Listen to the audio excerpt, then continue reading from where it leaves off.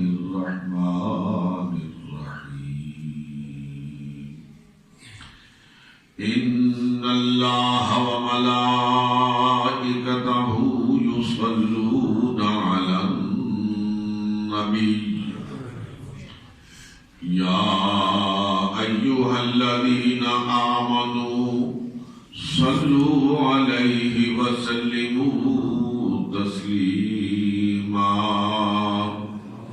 اللهم صل وسلم وبارك على سيدنا ونبينا ومولانا محمد وبارك وسلم وصل عليه الصلاة والسلام عليك يا رسول الله الصلاة والسلام عليك يا حبيب الله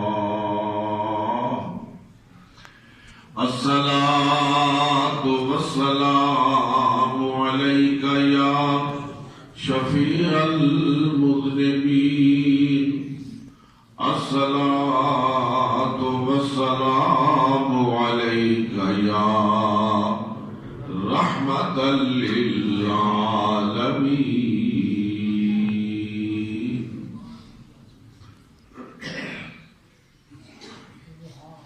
انتہائی قابل قدر سامعین محترم، میں دارالعلوم یعقوبیہ بغداد شریف کے اساتذہ کرام اور طلباء کو مبارکباد پیش کرتا ہوں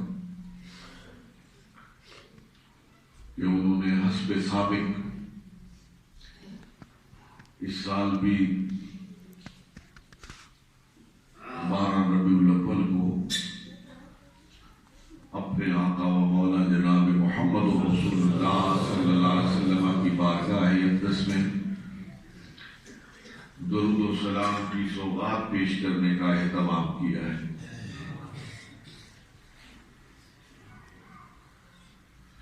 یہی خواہش تھی، یہی تڑپ تھی، یہی جذبہ تھا، یہی داعیہ تھا اس دارالعلوم کے قیام کا کہ یہاں ایسے بچے تعلیم و تربیت سے فارغ ہوں جو ہاتھوں میں ڈگریاں بھی اٹھائے ہوئے ہوں، لیکن اس کے ساتھ ساتھ جذبہ عشق رسول سے سرشار ہوں۔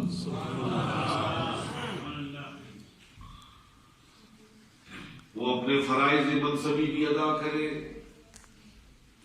اور اپنے رفقا کو نمازیں بھی پڑھائیں، وہ اپنے فرائض منصبی بھی ادا کرے لیکن قرآن کی تعلیم اور تربیت کا بھی اہتمام کرے۔ اللہ رب العالمین نے اس خواہش کو پورا فرمایا۔ ان پاکان امت کا صدقہ ہے کہ آج دارالعلوم کے طلباء اردو میں، عربی میں، انگریزی میں اپنے معافی ضمیر کے اظہار پر پوری طرح قدرت رکھتے ہیں، اور اس کا جتنا بھی شکر ادا کیا جائے وہ کم ہے۔ اللہ کے محترم، میں اللہ کا شکر ادا کرتا ہوں کہ اس نے زندگی میں ایک مرتبہ پھر یہ میلاد النبی صلی اللہ علیہ وآلہ وسلم کا مبارک موقع نصیب فرمایا۔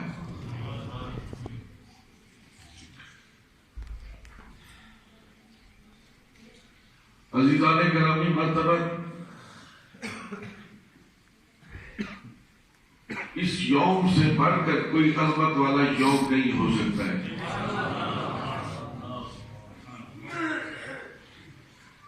اس سے زیادہ کوئی خوشی کا مقام نہیں ہو سکتا ہے.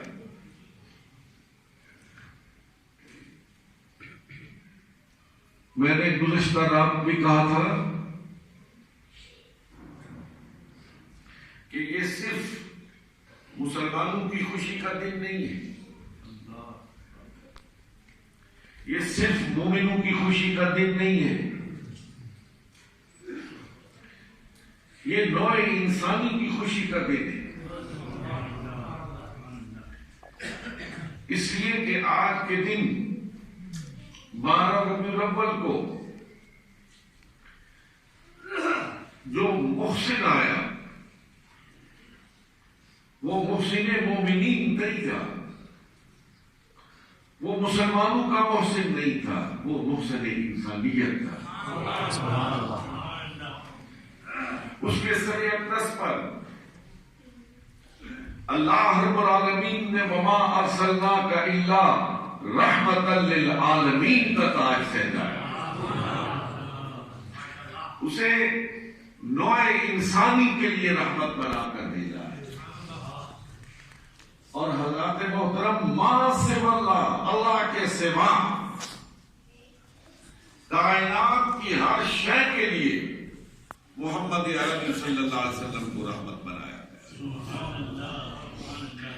وہ فرشتوں کے لیے رحمت ہے، وہ جنوں کے لیے رحمت ہے، وہ زمین والوں کے لیے رحمت ہے، وہ آسمان والوں کے لیے رحمت ہے،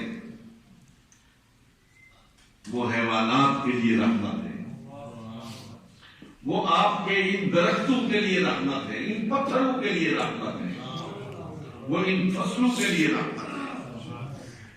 کائنات کی کوئی شے ایسی نہیں ہے جو محمد الرسول اللہ صلی اللہ علیہ وسلم کی رحمت کی محتاج نہ ہو. ہر شے اپنے وجود کے لیے رحمت محمد مصطفیٰ کی محتاج ہے. ماں سے اللہ اور حضور علیہ الصلوۃ والسلام ان میں سے کسی کے محتاج نہیں، کسی کے محتاج نہیں. میں جملہ مبارزہ کہنا چاہتا ہوں.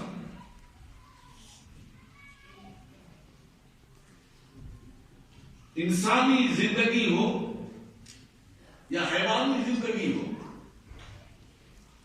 اس زندگی کی دوڑ کو قائم رکھنے کے لیے آکسیجن کا ہونا بہت ضروری ہے. آکسیجن کے بغیر انسانی زندگی ممکن نہیں ہے.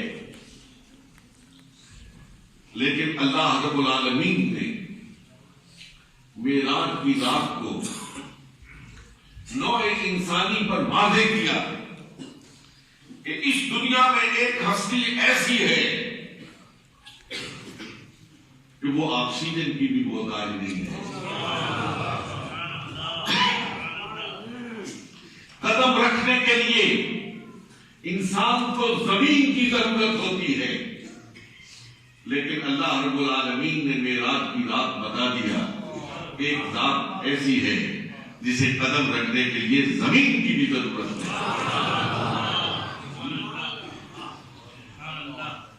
مختصراً یہ کہنا چاہتا ہوں کہ ہر چیز اپنے وجود کے لیے وجود مصطفیٰ کی محتاج ہے، لیکن وجود مصطفیٰ ان میں سے کسی چیز کا محتاج نہیں ہے. ماں سے اللہ کی ذات ہے.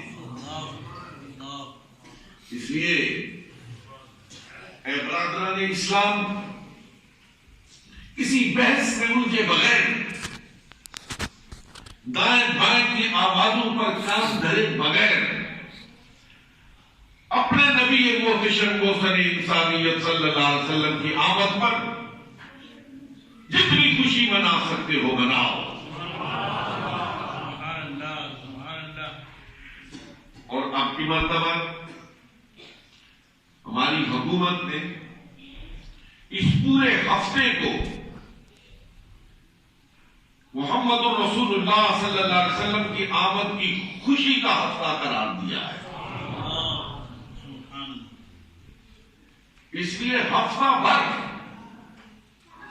اپنے آقا کی بارگاہ میں درود و سلام پیش کرنے کے لیے اہتمام کرو، اپنی مسجدوں میں اہتمام کرو، اپنے گھروں میں اہتمام کرو، اپنی تعلیم گاہوں میں اہتمام کرو، صبح میلاد کرو، دوپہر میلاد کرو، شام کو میلاد کرو، گھر گھر سے صلی علی نبینا صلی علی محمد کی آواز گونج رہی ہے۔ نعرہ تکبیر، نعرہ رسالت، نعرہ رسالت۔ سامعین محترم، ہمیشہ مسلمانوں کی نفس کو ٹٹولنے کے لیے اور ان کی حمیت کو جانچنے کے لیے اغیار کوئی نہ کوئی ناپاک سازش کرتے رہتے ہیں کہ کس حد تک مسلمانوں کے اندر حمیت موجود ہے، کس حد تک مسلمانوں کے اندر غیرت موجود ہے، کس حد تک وہ رد عمل کا اظہار کر سکتے ہیں۔ اب کی مرتبہ فرانس والوں نے اس وقت کو چنا ہے، اس مہینے کو چنا ہے جو محمد عربی صلی اللہ علیہ وسلم کی ولادت باسعادت کا مہینہ،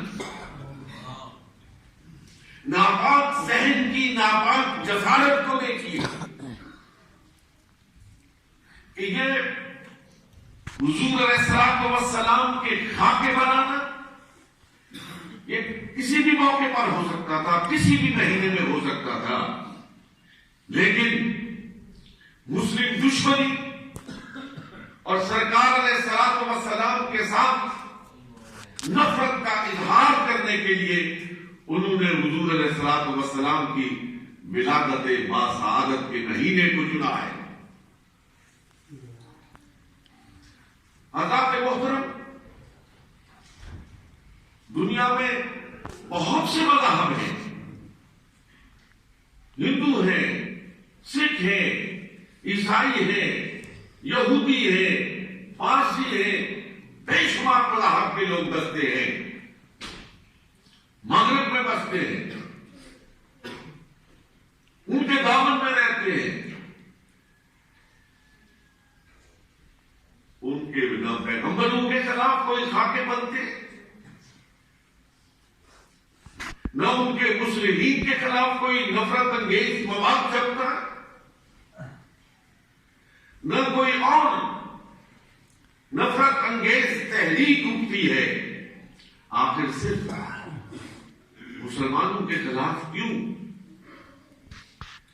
آخر صرف پیغمبر اسلام کے خلاف کیوں؟ آپ نے کبھی اس پہ غور کیا؟ آپ نے کبھی اس کو سوچا کہ آخر صرف اور صرف ہم نشانہ کیوں ہے؟ کیوں یہ نفرت کی چنگاری وقتاً فوقتاً سلگتی ہے اور پھر شعلہ بن کے مسلمانوں کے جذبات کو جلانے کی کوشش کرتی ہے؟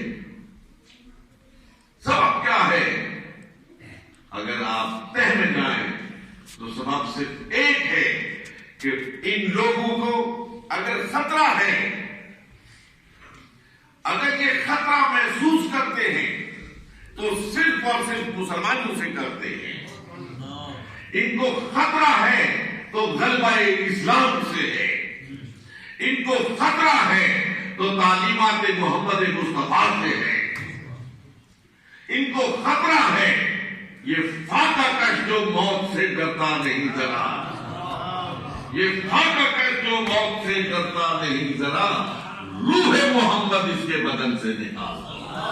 اس لیے کہ اس کے اندر جب تک روح محمد موجود ہے، جب تک اس کے اندر محمد الرسول اللہ صلی اللہ علیہ وسلم کی محبت موجود ہے، ہماری توپیں، ہمارے جہاز، ہمارا یہ اسلحہ اس کی گردن پہ حکومت کر سکتا ہے، اس کے دل پہ راج نہیں کر سکتا۔ دلوں پہ راج صرف اور صرف محمد عربی صلی اللہ علیہ وسلم کا۔ لیکن میں چلتے چلتے آپ کی توجہ اس جانب بھی مبذول کرانا چاہتا ہوں کہ جہاں مسلم دنیا کے محکوم ملک سرکار علیہ الصلوۃ والسلام کے ساتھ اپنی وابستگی کا کامل اظہار کرتے، میں ایک روز پہلے ٹیلی ویژن پر ایک کلپ دیکھ رہا تھا سوشل میڈیا پہ، غالباً نائجیریا میں ان خاکوں کے بعد نائجیرین مسلمانوں نے جو وہاں پہ احتجاجی جلوس نکالا، باقی نائجیرین بھی فرینچ ایمبیسی کی طرف بڑھ رہے تھے، لیکن میں قربان جاؤں اس معذور شخص کا جو ایک ہاتھ سے اپنی ریڑھی چلا رہا تھا اور دوسرے ہاتھ میں ایک پتھر اٹھائے ہوئے تیزی کے ساتھ اپنی ریڑھی کو چلاتا ہوا جذبہ عشق رسول سے سرشار ہو کر پولیس کی لاٹھیاں کھاتا ہوا ایمبیسی کی طرف بڑھ رہا تھا۔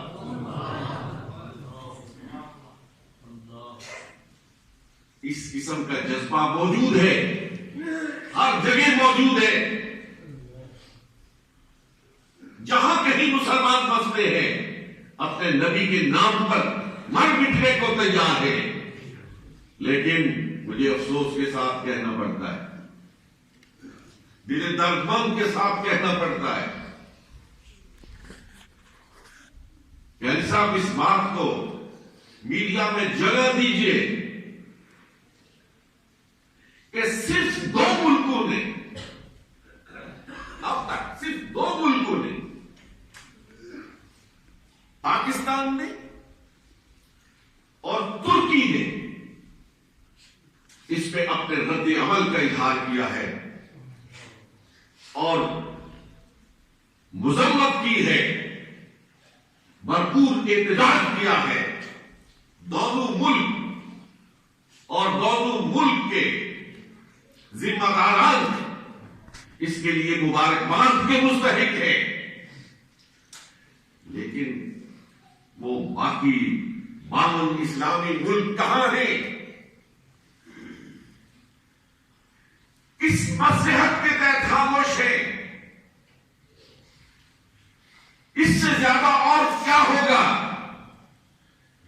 جب ان کی غیرت جاگے گی؟ میرے انتہائی قابل احترام سامعین محترم، اگر رسول اللہ صلی اللہ علیہ وسلم پر گستاخانہ حملہ ہونے کے باوجود غیرت مسلم زندہ نہ ہو تو پھر یوں سمجھ لیجئے کہ ہر شخص کو اپنا دل ٹٹولنا چاہیے۔ اگر محبت رسول نہیں ہے تو ایمان نام کی کوئی شے باقی نہیں ہے۔ میرے انتہائی قابل احترام سامعین محترم، آج ضرورت ہے اس بات کی کہ جس شد و مت کے ساتھ رسول اللہ صلی اللہ علیہ وسلم کے خلاف سازشیں ہو رہی ہیں اور سرکار علیہ الصلوۃ والسلام کی شان اقدس میں گستاخیاں کی جا رہی ہے، اس سے کہیں زیادہ قوت کے ساتھ، اس سے کہیں زیادہ آہنگ کے ساتھ، اس سے کہیں زیادہ بلند آواز کے ساتھ اپنے آقا علیہ الصلوۃ والسلام کی شان کو بیان کیا جائے۔ گھر سے شان مصطفیٰ ہو، مسجد کے ہر منبر اور محراب سے محمد عربی صلی اللہ علیہ وسلم کی شان کو بیان کیا جائے، دنیا والوں کو باور کرایا جائے کہ مسلمان کٹ سکتا ہے، مسلمان سکتا ہے، مسلمان تباہ ہو سکتا ہے، برباد ہو سکتا ہے، لیکن اپنے عشق رسول کا سودا نہیں کر سکتا۔ نعرہ تکبیر، نعرہ رسالت، نعرہ رسالت۔ ہم ہمیشہ اپنی عظمت رفتہ کی بات کرتے ہیں، ہم ہمیشہ اپنی شوکت پارینہ کی بات کرتے، لیکن برادران اسلام وہ عظمت رفتہ، وہ شوکت پارینہ وابستہ تھی محمد رسول کے ساتھ۔ ہمیشہ میں مولانا ہم سب اپنے باز کی زینت بناتے ہیں کہ مدینے کے گدا دیتے ہیں دنیا کے امام مقصد، بدل دیتے ہیں تقدیر محمد کے غلام اکثر، کہتے ہیں نا۔ لیکن میں پوچھنا چاہتا ہوں کہ وہ جو مدینے کے گدا تھے ان کے پاس اسلحہ زیادہ تھا، اور یا ان کے پاس تو ٹوٹے ہوئے نیزے تھے، ان کے پاس تو کم تلواریں تھیں، وہ تو ایک ایک گھوڑے پر تین سوار ہوا کرتے تھے، ان کے پاس نہ تلوار تھی،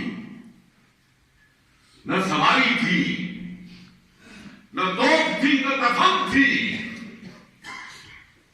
لیکن جذبہ عشق رسول سے سرشار تھے۔ وہ اپنے نبی کے نام پر مر مٹنے کو تیار تھے۔ حضرت خباب بن الارت کا واقعہ میرے ذہن میں گردش کر رہا ہے، میں آپ کی نظر کرنا چاہتا ہوں۔ یہ مکے میں رہ گئے تھے، باقی لوگ ہجرت کر کے چلے گئے، یہ وہاں پہ چھپ چھپا کے وقت گزار رہے تھے، پکڑے گئے اور سزا تجویز ہوئی کہ ان کو پھانسی کے پھندے پر لٹکایا جائے۔ مکے میں ڈنڈورا پیٹا گیا کہ کل صبح سورج طلوع ہونے سے پہلے خباب کو فلاں درخت کے ساتھ پھانسی دی جائے گی۔ پورا مکہ امٹ آیا، اور روایت میں آتا ہے کہ خباب کو لے جایا جا رہا تھا، ان کی مشکیں کسی ہوئی تھی، ہاتھ پیچھے باندھے ہوئے تھے، لیکن سینہ بنا ہوا تھا۔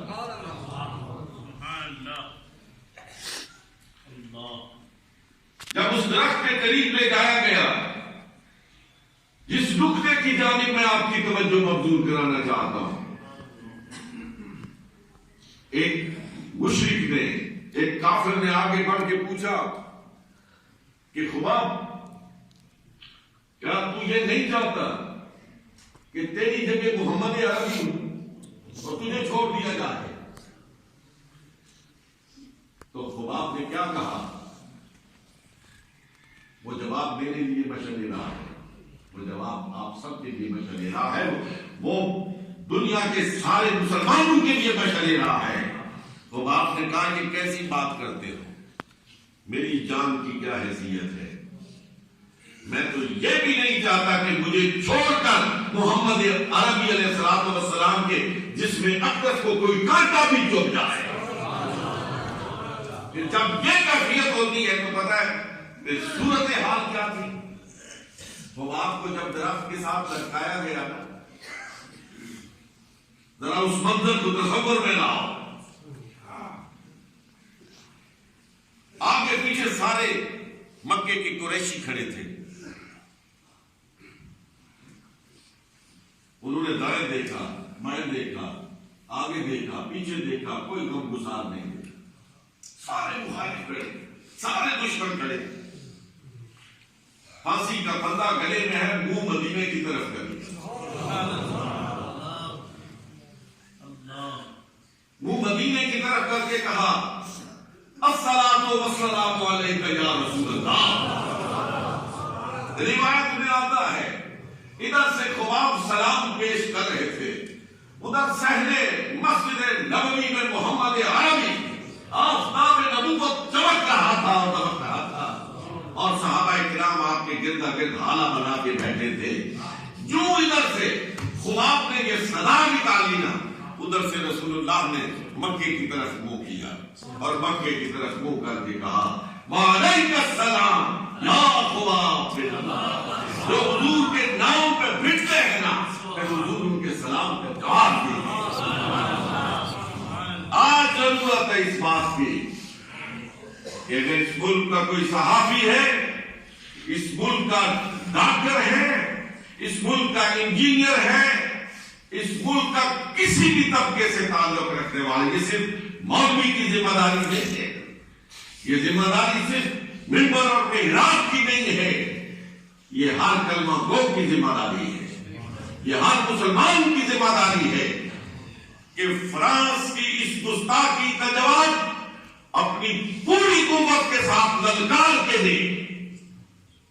جب 53 اسلامی ممالک سے 1.5 ارب کے قریب آواز گونجے گی کہ ہم اپنے نبی پہ کے ناموس پہ مار مٹنے کو تیار ہیں، تو پھر فرانسیسیوں کو بھی لگا پتہ لگ جائے گا کہ اس وقت غیرت مسلم ختم نہیں ہوئی، زندہ ہے.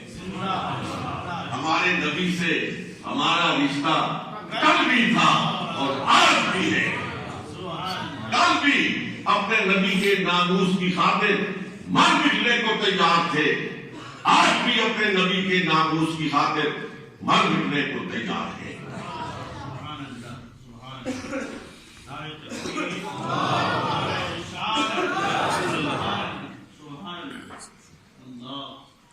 انتہائی قابل احترام سامعین محترم،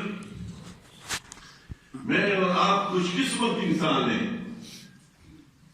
یہ اللہ رب العالمین کی عطا ہے، اس میں نہ میرا کمال ہے نہ آپ کا کمال ہے کہ ہمیں اللہ رب العالمین نے محمد عربی صلی اللہ علیہ وسلم کی امت ہونے کا اعزاز بخشا ہے، آپ کا امتی بنایا ہے. میرے قابل قدر سامعین محترم، نبیوں کی تعلیمات ان کے برحق ہونے کے باوجود اس وقت دنیا میں موجود نہیں ہے. نبیوں کے ماننے والے اس کے یہ دعویٰ ہی نہیں رکھتے ہیں کہ ہمارے نبی کی تمام تر تعلیمات محفوظ ہے اور موجود ہے، لیکن آپ کا قرآن بھی موجود ہے اور تعلیمات محمد مصطفیٰ بھی موجود ہے. کس قدر خوش نصیب ہے یہ امت کہ 1500 سال پہلے نازل ہونے والی کتاب مبین کا ایک ایک لفظ، ایک ایک حرف ہمارے پاس محفوظ ہے اور موجود ہے. اور ہم میں سے عالم ہو یا جاہل ہو، ہر شخص لنکے کی چوٹ پہ کھڑا ہو کے کہہ سکتا ہے کہ یہ جو میں نے قرآن ہاتھ میں اٹھایا ہوا ہے یہ وہی قرآن ہے جو محمد عربی کے قلب اطہر پر نازل ہوا. اور پھر یار 6 کتابیں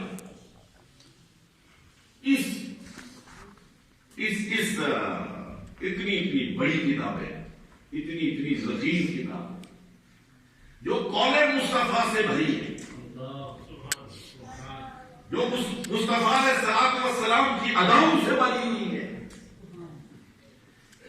اور ان کی ایتھینٹسٹی میں لمبی بات نہیں کرتا ہوں، باقی نہیں، میں صرف ایک نقطہ اپنے پڑھے لکھے نوجوانوں کی خدمت میں عرض کرنا چاہتا ہوں کہ وہ ویسے جمع نہیں ہوگے گے، ان کو جمع کرنے والوں نے 1.5 لاکھ انسانوں کی زندگیوں کو کھنگالا ہے. علم الجرح والتعدیل کی مسلمانوں نے بنیاد رکھی ہے کہ وہ لوگ جنہوں نے رسول اللہ صلی اللہ علیہ وسلم کی زندگی کو بیان کیا، ان کی زندگیوں کو کھوجا، ان کی زندگیوں کو پرکھا ہے، ان کی زندگی کے ایک ایک باب کو کھنگالا ہے کہ کل کوئی یہ نہ کہہ سکے کہ جس نے محمد رسول اللہ کی زندگی کو بیان کیا ہے وہ تو خود اس زندگی کا مالک تھا. اس کے بعد محمد رسول اللہ صلی اللہ علیہ وسلم کی کتاب زندگی کو ان سیاہ ستہ حدیث طیبہ کی 6 بڑی کتابوں میں محفوظ کیا گیا ہے. آپ کے پاس قرآن موجود ہے، آپ کے پاس محمد رسول اللہ صلی اللہ علیہ وسلم کی سیرت طیبہ موجود ہے. یار مجھے بتاؤ کوئی اس صفحہ ہستی پر ایسا شخص ہے کہ وہ اٹھتا تھا تو کیسے تھا، وہ بیٹھتا تھا تو کس طرح بیٹھتا تھا، وہ سوتا تھا تو کس طرح سوتا تھا، وہ جاگتا تھا تو کیسے جاگتا تھا، وہ مسجد میں جاتا تھا تو پہلے کون سا پاؤں ڈالتا تھا، بعد میں کون سا ڈالتا تھا، جب وہ وضو کرتا تھا تو کیسے وضو کا آغاز ہوتا تھا، کیسے وضو کا اختتام ہوتا تھا، کیسے کھانا کھاتا تھا، کس ہاتھ سے کھانا کھاتا تھا. حدیث کی کتابیں بنائے مولانا سے پوچھیں لقمہ توڑتا تھا تو کہاں سے توڑتا تھا، پانی پیتا تھا تو کتنے سانس لیتا تھا. ہے دنیا میں کوئی ایسی؟ اور جس امت کے پاس اللہ کا کلام بھی ہو اور نبی علیہ السلام کے اسوہ حسنہ کو اتنی باریک بینی کے ساتھ محفوظ کیا گیا ہو، وہ امت اس پر عمل پیرا نہ ہو، افسوس کی بات، ماتم کی بات ہے. کسی مستشرق کا کہا ہوا ایک جملہ ہے، اس نے کہا کہ یہ جو مسلمان ہیں یہ جس طرح اپنے نبی سے محبت کرتے ہیں، یہ مسلمان جس طرح اپنے نبی سے محبت کرتے ہیں، جس دن انہوں نے اسی طرح اپنے نبی کی تعلیمات پر عمل کرنا شروع کر دیا تو ساری دنیا کو پتہ کر لیں. آج ضرورت اس بات کی ہے. مولانا نے بہت خوبصورتی کے ساتھ اس جانب میری اور آپ کی توجہ مبذول کرائی ہے کہ ہمارے پاس قرآن موجود ہے، ہمارے پاس سنت موجود ہے. ضرورت اس بات کی ہے کہ ہم اس کو سامنے رکھ کر اپنی زندگی کا دائرہ عمل بنائیں، اپنی صبح اور شامیں گزاریں، اپنے دن اور رات گزاریں. پھر دیکھیں کہ دنیا میں جو آج خوف پیدا ہو رہا ہے انہوں نے دیکھ لیا ہے. آپ نے دیکھا ہوگا کہ افغانستان میں کارپیٹ بمبنگ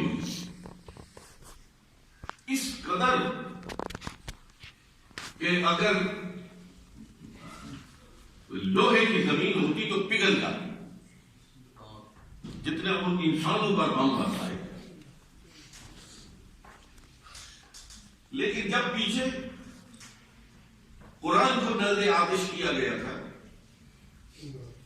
اور تقدس قرآن کے لیے مسلمانوں نے دنیا بھر میں احتجاجی جلوس نکالے تھے، تو آپ سب حضرات جان کر خوشی سے پھولے نہیں سمائیں گے کہ دنیا میں جو سب سے بڑا جلوس نکلا، جو سب سے بڑا جلوس نکلا وہ افغانوں کا جلوس تھا.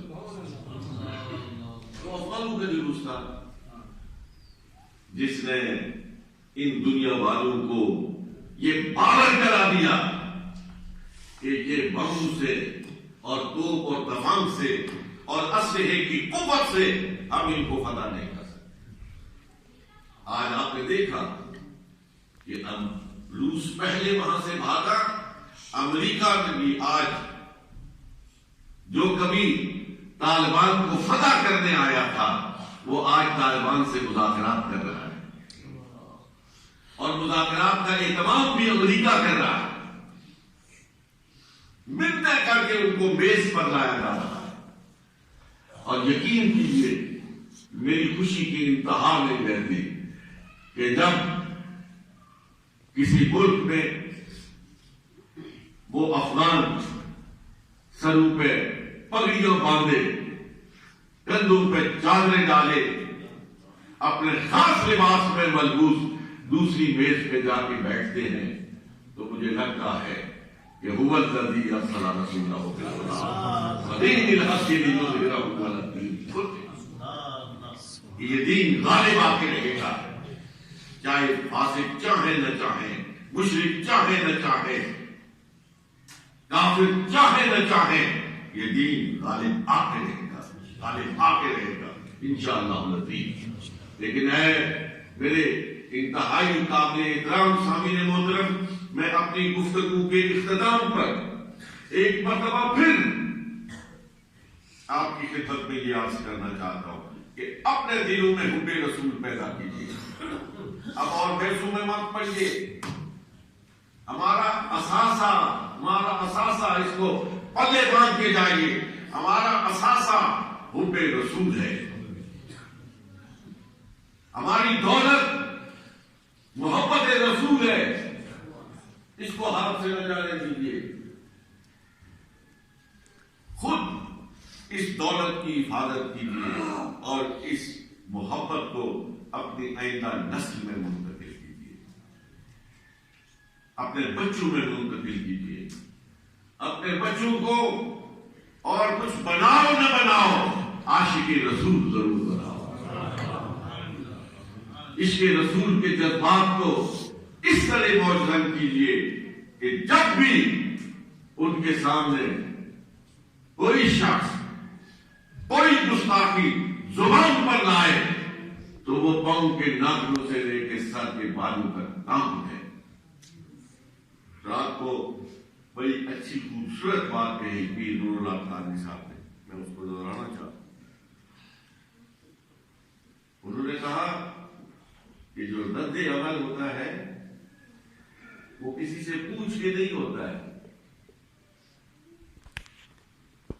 رد عمل ایک فوری ایکشن کا نام ہے، رد عمل جذبات کی لو میں بہہ جانے کا نام ہوتا ہے۔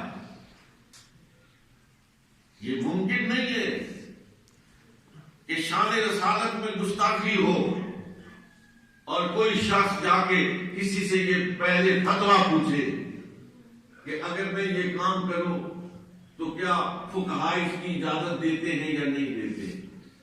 یہ پھر کون پوچھتا ہے؟ آپ نے دیکھا فرانس میں کہ کل کی بات ہے کہ ایک نوجوان وہ فرانس کے ایک چرچ میں گھس گیا اور اس نے 3 فرانسیسیوں کو ایک عورت سمیت وہاں جا کے ذبح کر دیا۔ 3 بیٹے ہوتے ہیں، ان کے سامنے اگر کسی کے باپ کو گالی دی جائے، ایک کہتا ہے چھوڑو معاف کرو، دوسرا کہتا ہے اس سے نفرت کرو لیکن منہ لگانے کی ضرورت نہیں، لیکن ایک تیسرا بھی ہوتا ہے جو کہتا ہے جب تک بدلہ نہ لوں گھر نہیں جاؤں گا۔ ہر ایک کی اپنی طبیعت ہے۔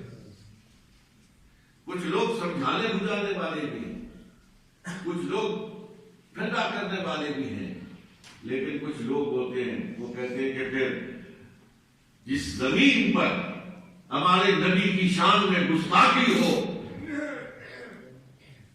اس زمین پر ہم چلتے پھرتے رہے، ہمیں یہ گوارا نہیں، ان کی غیرت گوارا ہی نہیں کرتی ہے۔ میرے انتہائی قابل احترام لائق سخت عزت و احترام مسلمان بھائیوں، آج ضرورت ہے اس بات کی کہ قرآن پڑھیں، تعلیمات مصطفیٰ سے اپنے قلب و ذہن کو منور کریں اور عشق رسول کی دولت سے مالا مال ہو۔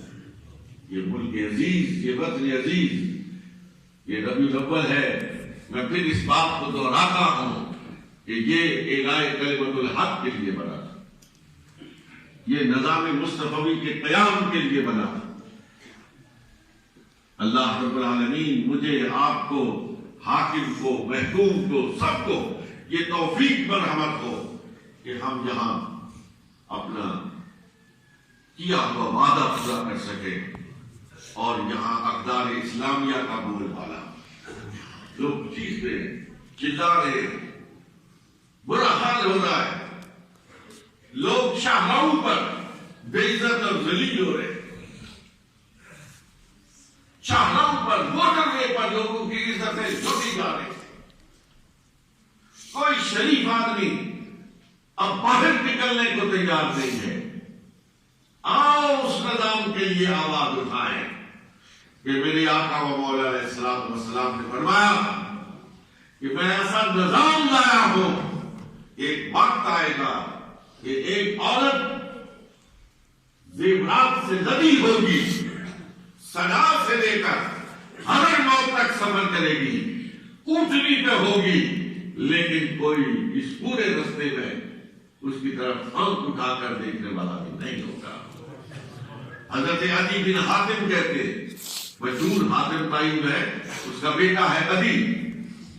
ان کی روایت ہے کہ پھر میں اس کا شاہد ہوں، میں نے خود اپنی آنکھوں سے ایک عورت کو دیکھا ہے جس سے پوچھنے پر معلوم ہوا کہ اس نے صنع سے لے کر عرب کے جزیرے کے ایک سرے سے لے کر دوسرے سرے حضر موت تک اکیلے سفر کیا، زیورات سے لدی ہوئی تھی، لیکن کسی نے اس کی طرف آنکھ اٹھا کر بھی نہیں دیکھا. آؤ اس نظام کے لیے کوشش کریں. آج تو لاکھوں لوگ بھوکے سوتے، ننگے سوتے، بغیر چھت کے سوتے ہیں، لیکن وہ بھی تو مسلمانوں کا امیر تھا، مسلمانوں کا حاکم تھا، جو سینے پہ ہاتھ رکھ کے کہتا تھا کہ اگر دریائے نیل کے کنارے کوئی کتا بھی بھوکا مر گیا تو کل روز محشر عمر سے پوچھا جائے گا.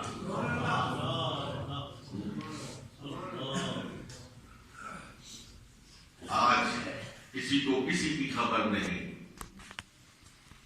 لیکن میں آپ کی توجہ صرف ایک جملے میں ایک واقعے کی طرف مبذول کرانا چاہتا ہوں. حضرت عمر مدینہ طیبہ کی گلی میں جا رہے تھے. ایک ذمی بوڑھا ذمی، وہ اپنے اوپر ایک آٹے کی بولی یا اس وقت کے مطابق جو بھی چیز تھی وہ لاد کے جا رہا تھا، چلا نہیں جا رہا تھا. اللہ اکبر. آپ نے اس کو کہا ٹھہرو، یہ اتارا تو حضرت عمر نے وہ خود اٹھا لیا. جب تک اس میں جان رہی تم اس سے خدمت لیتے رہے، اب یہ بوڑھا ہو گیا ہے، تمہیں اس کا کوئی خیال نہیں. وہ بوری لے کے اس کے گھر تک پہنچائی اور اس دن سے بوڑھے ذمیوں کا وظیفہ مقرر کر دیا. آپ کو پتہ ہے بچے کے رونے کی آواز آئی تو حضرت عمر رضی اللہ تعالی عنہ نے، اس کو کہتے ہیں ویلفیئر اسٹیٹ، حضرت عمر رضی اللہ تعالی عنہ نے اس دن سے، جس دن بچے، چھوٹے بچے، معصوم بچے کے رونے کی آواز آئی، جو بچہ پیدا ہو اسی روز سے اس کا وظیفہ مقرر کر دیا. میرے انتہائی قابل احترام سامعین محترم، یہ جو علماء، صلحاء، اتقیاء، یہ دل دردمند رکھنے والے، یہ جو اسلام کے ساتھ وابستہ لوگ ہیں، یہ جب کہتے ہیں نظام مصطفیٰ، نظام مصطفیٰ، نظام مصطفیٰ، تو وہ صرف اسی لیے کہتے ہیں کہ اس ملک میں انصاف ہو، عدل و انصاف کا بول بالا ہو، یہاں کوئی کسی کا حق نہ کھائے، کسی پر ظلم نہ کرے، اس ملک میں ہر شخص کو جینے کا حق ہو، ہر شخص کو کھانے کے لیے روٹی ملے، ہر شخص کو پہننے کے لیے کپڑا ملے، ہر شخص کو سونے کے لیے چھت ملے. یہ ہے محمد عربی صلی اللہ علیہ وسلم کا لایا ہوا نظام مصطفیٰ.